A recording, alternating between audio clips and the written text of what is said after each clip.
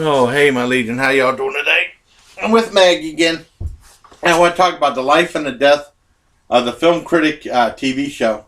And right up there is the drawing painting my sister did a long time ago. Long time ago. Let me see if I can move that camera so it won't be so bright with the sun.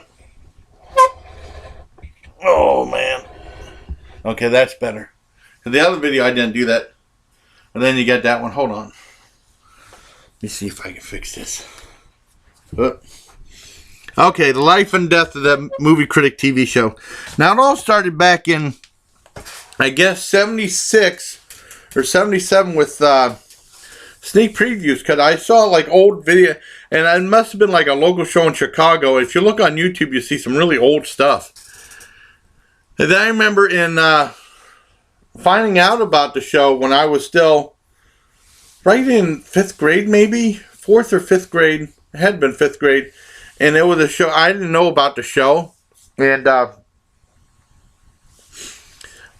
remember seeing it like when I got home, and like on like 2:30 in the afternoon or 3:30 in the afternoon when PBS used to show like more interesting stuff instead of all like Arthur and the Magic School Bus and stuff like that. They used to show a whole variety of different programming.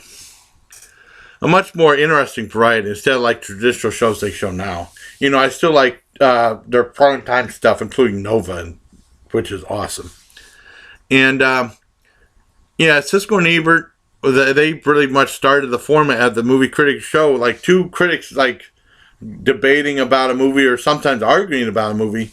And it became like a Sunday morning block that my dad and I loved. And it was, it used to be Siskel and Ebert sneak previews. Then at 11:30 was Ernie Kovacs. And then at 12 o'clock was Matinee at the Bijou. And we loved those shows. Those were really cool, that classic Saturday block. I miss those shows. I might see if they have Matinee at the Bijou on YouTube videos, but I don't know if they do or not. I love that show. And basically, they had that format. And they left PBS to start their own show. It was like, they just called it At the Movies. And then with sneak previews, Michael Medved and Jeffrey Lyons took over that show on sneak previews. I remember seeing them for a long time. And then they were off and on, even into the early 90s. But I saw the show off and on because they kept changing it used to be on the traditional Sunday morning thing, and then they kind of changed it. And Siskel Ebert had At the Movies. Now, sometimes I saw a show, sometimes I didn't know when it was syndicated sometimes. And then they eventually left that show, and then like Rex Reed and someone else took over. I remember seeing some of those syndicated on CBS. Well, I remember seeing At the Movies. I remember seeing a Rex Reed, and then Siskel and Ebert just had a show just called Siskel and Ebert, or they called Siskel and Ebert At the Movies. And that was on for a long time. When I was in the Army, I only saw it sometimes. Well, it did not play at all in Germany. I saw it sometimes syndicated in Fort Bragg, but I never knew the next time. It was on like late night Sunday, and I had to work, so I didn't always see it. I saw it sometimes. I remember they were complaining about the A rating. They wanted to change. They wanted Hollywood to give movies a different rating. Like I did a video about that, about the birth of NC-17, but they wanted to call it A back then. And then there was some movie called Life is Cheap, but Toilet Paper is Expensive that actually gave itself an A rating without the MPAA. You know, Henry and June will always be the very first official NC-17 movie. Well, anyways, that show was on for a long time. And then when I got home, it used to be on Fox 66. For a long time at Sunday at 6 o'clock. And then whenever they bought football, they kept interrupting it. So, I mean, I used to watch it all the time. And then when football came in, they always kept them interrupting it. And then it went to CBS, well, my 35 affiliate. And that was always by Walt Disney. And then they had like this big award thing. If we picked a winner, it's like an hour-long special. It was kind of like their Academy Award thing at Walt Disney World. Well, eventually they started having different versions of that show. They had one on FX hosted by Christian Gore. I can't remember what it was called. well, I can't remember what it was called, and it was a very interesting show, and it was like a panel of people talking about, and that show was on for a year or so, and that's before FX really started doing really elaborate shows like Sons of Anarchy and stuff like that. And then there was a show called Hot Ticket, and it was like a panel discussion too. It was and it was mostly Leonard Maltin and Joyce Kohaywick, and that show was a panel, and then they just struck it down to just Leonard Maltin and Joyce Kohaywick going back and forth doing movies. And I remember Gene Siskel passed away, and then Roger Ebert was just doing a show by himself, and then he started having guest hosts. And then he ended up having Richard Roper as a guest host, and then they started being Ebert and Roper at the movies. And at that time, they started having a show called Real Talk, which was a show on NBC. And this was actually syndicated at NBC late night, Friday night, like 4:30 in the morning. It was Jeffrey Lyons and this really very attractive British lady. I don't know her name, but she was hot.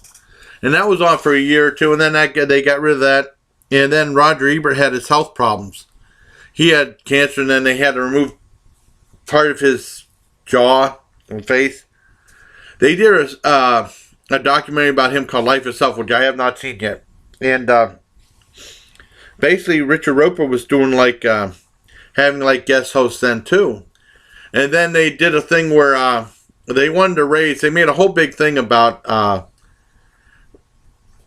that it's time to renew their contract, and Roger Ebert wanted to raise and stuff like that. And he said what they gave him was an insult, so he actually left the show, and they gave it to Michael Ben Mankiewicz or some other guy.